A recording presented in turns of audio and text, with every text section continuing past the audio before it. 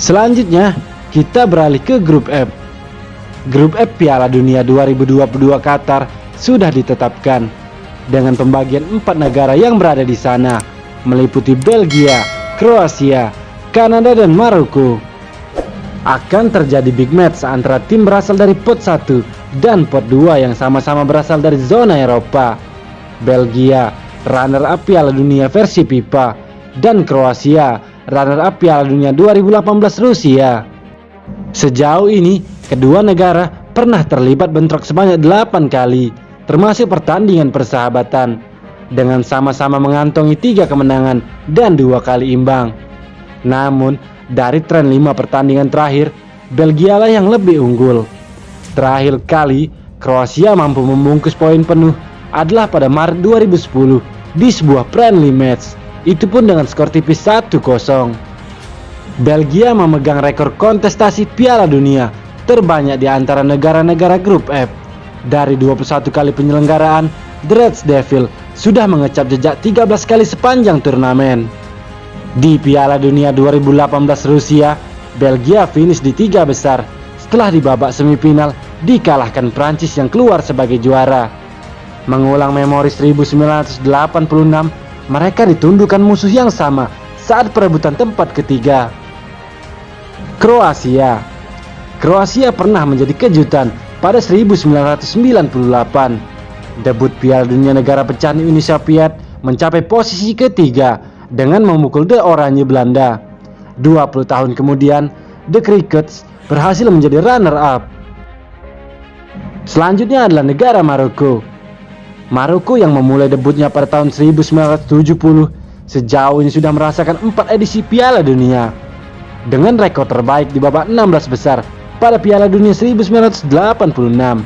Selebihnya, tim Singa Atlas hanya berkutat di fase grup saja. Sementara Kanada yang menjadi salah satu wakil CONCACAF menjadi timnas dengan pengalaman paling minim dibanding tim-tim lainnya di grup F. The Maple Reds baru sekali tampil di turnamen ini pada 1986 dengan rekor kekalahan di 3 pertandingan.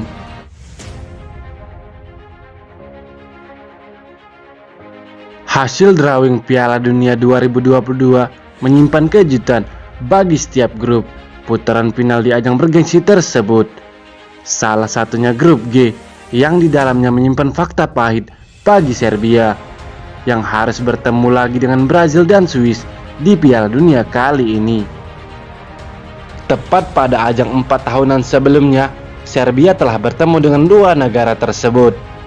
Sementara satu lagi slot di grup G ditempati oleh Kamerun yang menjadi satu-satunya tim yang asing yang siap membuat kejutan, merepotkan lawannya, dan lolos ke fase grup Piala Dunia grup G.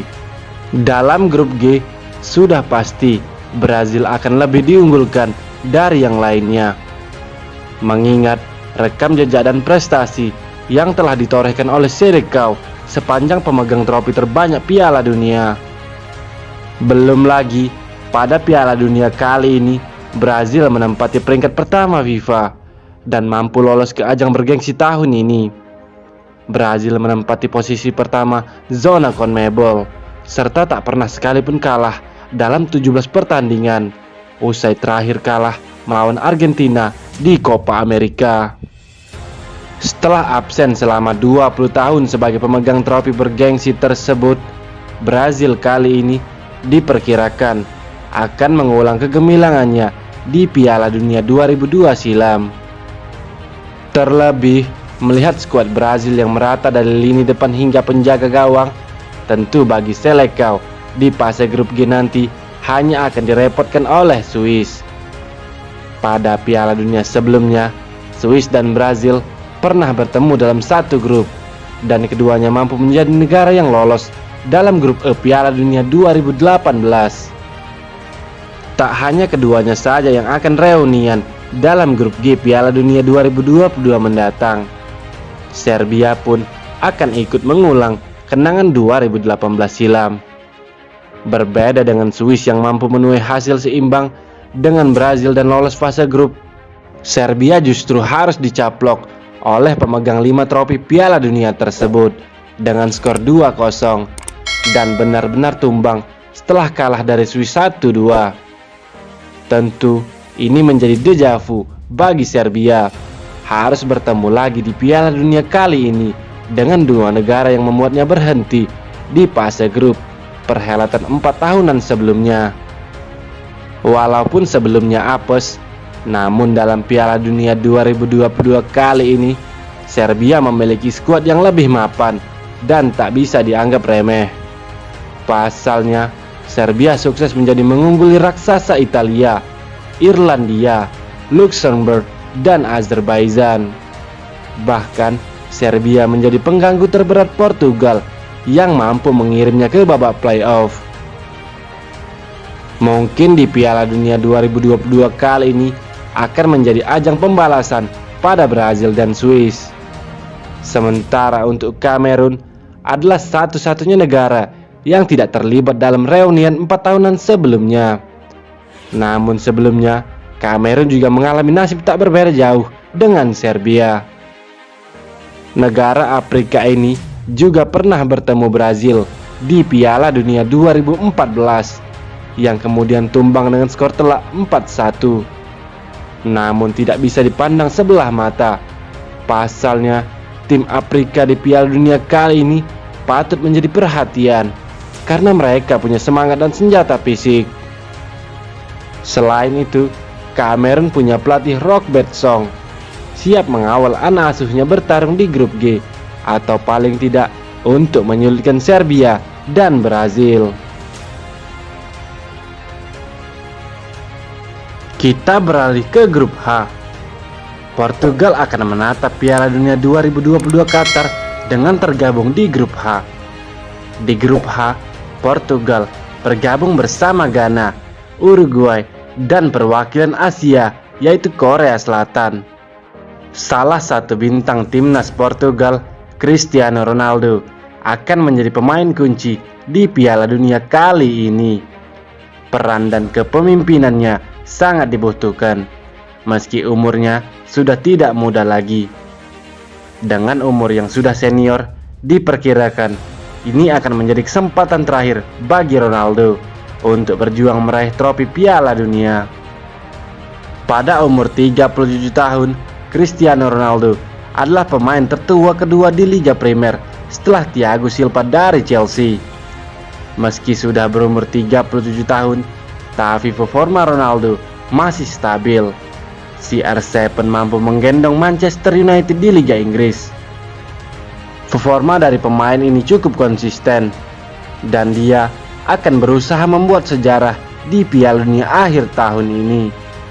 Untuk diketahui, penyerang Portugal itu bermain di Piala Dunia 2006, 2010, 2014, dan 2018 dan mencetak gol di setiap edisinya.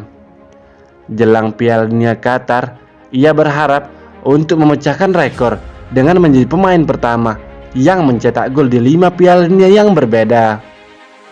Terlepas dari kritik yang mengatakan bahwa kemampuannya semakin berkurang, namun tak dapat dipungkiri, ia menjadi sosok yang menginspirasi bangsanya menuju kesuksesan. Korea Selatan. Korea Selatan salah satu wakil Asia yang telah memastikan diri tampil di Piala Dunia Qatar. Korea Selatan akan tergabung di grup H bersama Uruguay, Ghana, dan Portugal. Di babak kualifikasi Piala Dunia zona Asia, Korea Selatan berada satu peringkat di bawah Iran pada grup A. Dalam 10 pertandingan yang mereka mainkan, Song Heung-min dan kawan-kawan berhasil menang 7 kali, imbang 2 kali, dan hanya 1 kali kalah.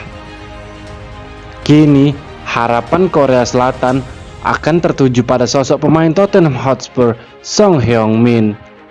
Son Heung-min diharapkan mampu memimpin skuad Korea Selatan untuk melaju lebih jauh di Piala Dunia kali ini. Sebelumnya, pada edisi 2018, Korea Selatan tersingkir di fase grup.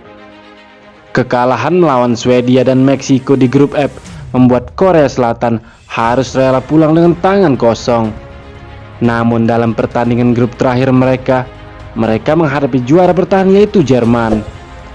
Tim negeri gingseng ini berhasil mengunci pertandingan dengan kemenangan 2-0. Song Heung-min mencetak gol kedua dalam pertandingan itu. Dan 4 tahun kemudian dia menjadi pemain utama di negaranya. Setelah musim Liga Primer yang sukses bersama Tottenham, penyerang Korea Selatan ini ingin melanjutkan performa impresifnya di paruh kedua tahun ini. Uruguay, salah satu negara perwakilan Amerika Selatan, Uruguay telah memastikan satu tempat di Piala Dunia Qatar. Prediksi dan peluang Uruguay untuk memenangkan Piala Dunia kali ini terbilang gampang-gampang susah. Sebab kedua ujung tombak mereka, Luis Suarez dan Edison Cavani, sudah tidak muda lagi. Bisa jadi Piala Dunia kali ini merupakan gelar Piala Dunia dan kesempatan terakhir bagi kedua pemain ini untuk mengharumkan negaranya. Meski begitu, para pemain Uruguay memiliki mentalitas luar biasa dan sikap pantang menyerah.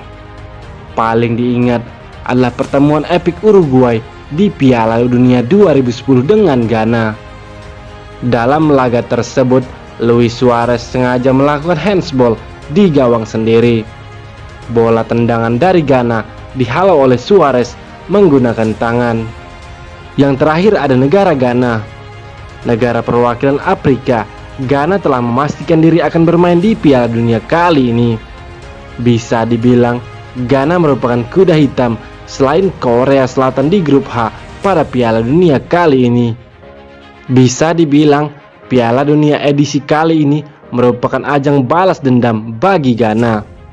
Sebab Ghana dipertemukan satu grup bersama Uruguay, negara yang pernah menyingkirkan mereka di perempat final Piala Dunia 2010. Kini kesempatan selanjutnya terbuka lebar bagi Ghana untuk mengalahkan Uruguay di grup H Piala Dunia kali ini. Mampukah tim ini menuntaskan misi balas dendamnya? Patut kita nantikan di Piala Dunia nanti.